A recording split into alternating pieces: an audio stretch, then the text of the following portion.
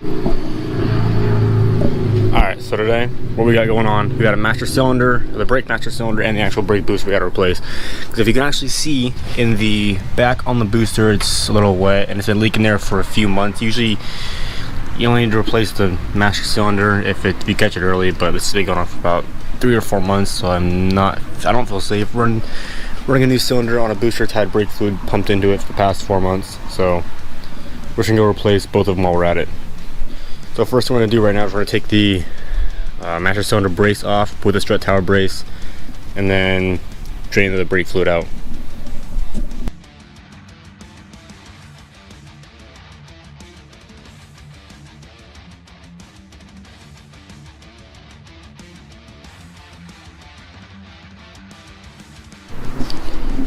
Alright, so what we're going to do now, instead of draining it first, we're going to undo the bolts to the master cylinder, 2 15s on the back of the cylinder. If you take a long extension like I have over here, take one of these long extensions with a 15, it should come right off.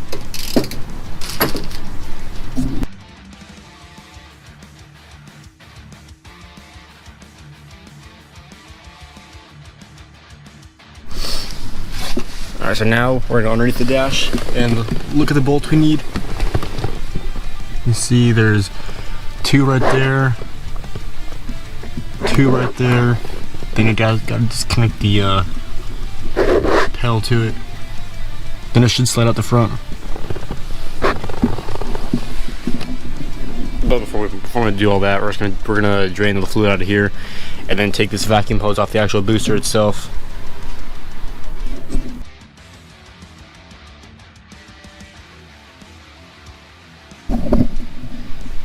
Alright, so on this brake booster, the easiest way I've found, I'm not sure if you can see, so you get a deep socket in there on a U-joint with an extension out back. Gives you the easiest actual point to get in between the steering column and the actual brake pedal. So when you're messing with the booster on the pedal, actually right here you have the rod. If I can find it, there's a rod that connects to that little piece on there. So that brown rod connects to the little piece right up here, and what's on top of that is one of these clips. What you gotta do, because the clip goes over, what you gotta do is you gotta get a flathead and pry the piece up off of it, slide it out. Once you have that, you pull to the left on the actual rod, and the rod comes off of there. So right there, you pull it left, it comes off there, move it to the side, and that gives you enough room to actually access it. And then you just use the 13 with an extension for the 4 bolts on the inside. I did this and it worked fine. It took like 5 minutes to get all 4 of them out. Not a big deal at all. But yeah. So before we actually end up draining this, I'm going to take the coil packs off. I already disconnected them and disconnected the plug wires, just because it's supposed to give you more room to actually get the booster out of here once you get everything disconnected. So we're going to go ahead and just take these off and then drain the fluid out of this, and then go ahead and pull everything off.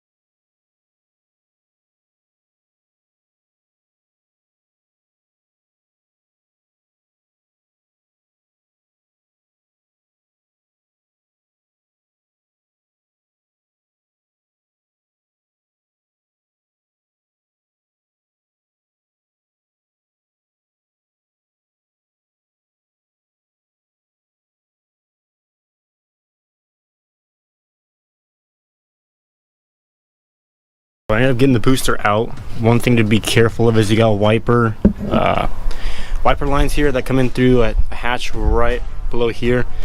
I broke mine off, so I have to fix that. But I took the valve covers off. Take the valve covers off, you have a lot more room to get to it. I did have to wedge it. I had to put it sideways right here and pull and wedge it and shake it out. It did kind of put a lot of pressure on this line, which I didn't really like doing, but yeah, and it's also not the cleanest job ever. It kind of gouged up the strut tower, but got it out. Gonna put the new one back in and then hopefully get closer to being done.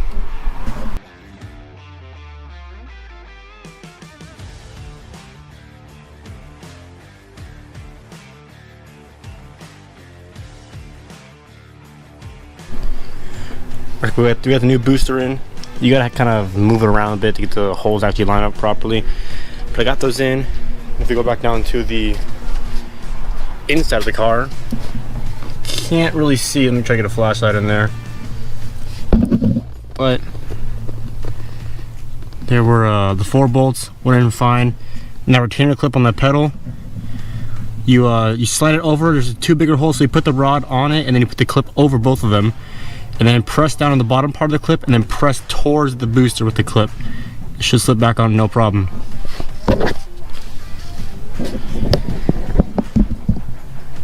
Now we're gonna go and knock these 2 pins out of this cylinder, the reservoir, and then we'll put on the next one.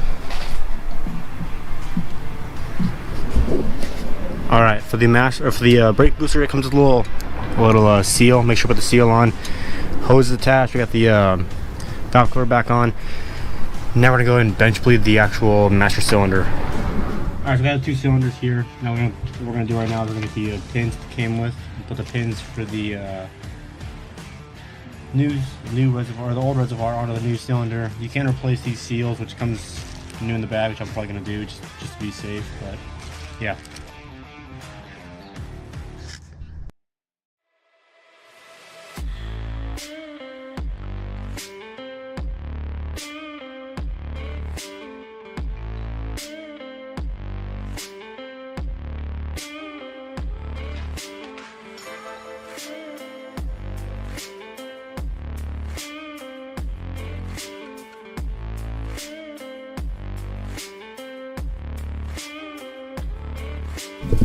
Whatever you're using to press it, just be really careful with what you use. This doesn't really put enough pressure to actually nick anything in there. Make sure nothing, if you put a rag on it, make sure the rag doesn't get caught in the actual, when it comes back down and clips it and rips off a piece of fabric. So just bleed it a few times so you don't see any more air coming out of the actual lines.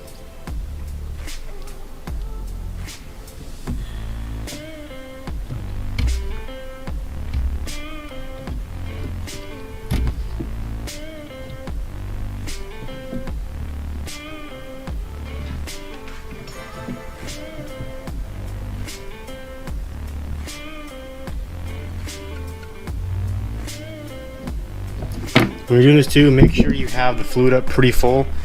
Have the tubes going up top and in. And then once you keep doing it, you don't see any more bubbles coming through here. Just leave that as it is. We're going to install it in the car like this, and then when the time comes, we're going to take the caps off quickly and put the ABS lines in there. Hopefully not spilling a whole lot. This will spill when you use that method in the engine bay, so if you're really that worried about paint or anything in there, make sure you get something laid down to catch all the brake fluid.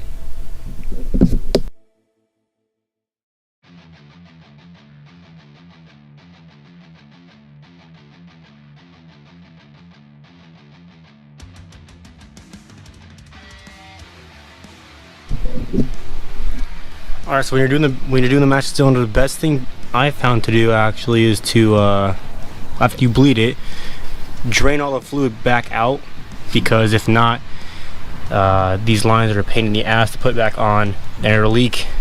It'll leak from these lines, it'll go back to the brake booster, it'll leak down the brake booster because it's coming off these lines. So unless you think you can get it done really quick, I'd suggest you drain all the fluid back out. I also have this nice little mess of paint melting off the shock tower. So yeah.